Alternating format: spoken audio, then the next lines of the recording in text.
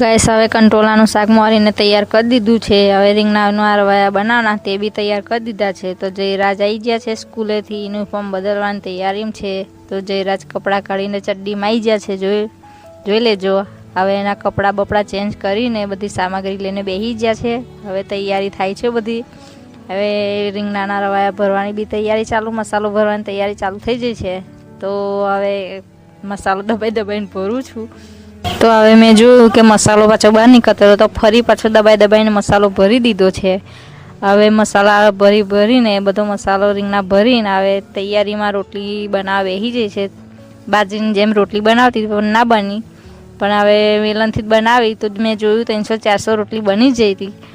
તો રોટલી બનાવતા હવે થાય કે વેલવેલી રોટલી બનાવી દીધી। મિત્રો, મારો વિડીયો ગમ્યો હોય લાઈક કરો, શેર કરો, અને યુટ્યુબમાં જોતા હોય તો સબસ્ક્રાઈબ કરો, અને ફેસબુકમાં જોતા હોય તો ફોલો કરો।